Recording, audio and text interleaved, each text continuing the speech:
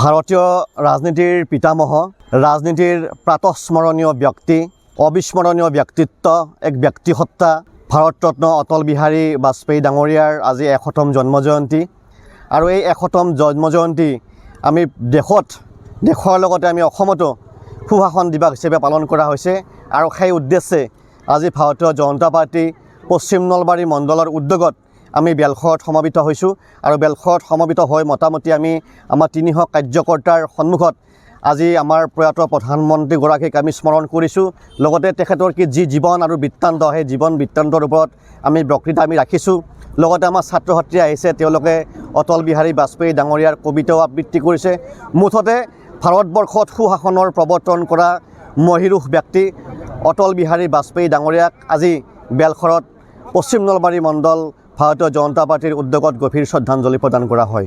বিহাৰী বাজপেয়ীৰ ১০০তম জন্মজয়ন্তী উপলক্ষে আজি পশ্চিম নলবাৰী মণ্ডলত প্ৰায় ৩০০ শতাধিক আমাৰ পুৰুষ মহিলাই যোগদান কৰে।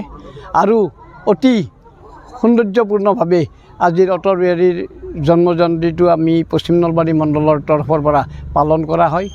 আৰু ইয়াতে অটল বিহাৰী বাজপেয়ীৰ যিখিনি গুণৰাজি আমি সভাৰ জৰিয়তে ৰাইজৰ মাজত আমি অৱগত কৰা হয়।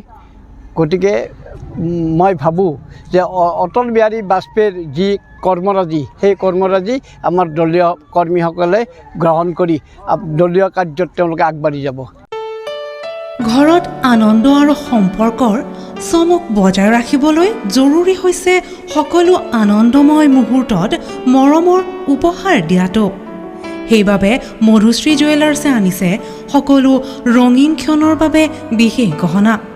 হীৰাৰে হওক, সোণৰে হওক বা ৰূপৰে হওক, শ্ৰেষ্ঠ ডিজাইনছ আৰু হলমাৰ্কযুক্ত গহনাই ৰাখে সম্পৰ্কক নিখুঁত। তেনেহ'লে আজিয়ে আনক আনন্দ মধুশ্ৰী জুৱেলাৰ্ছৰ সৈতে। যোগাযোগ কৰক 7028000341 নাইবা ভিজিট কৰক LNB ৰোড, নলবাৰী, অসম।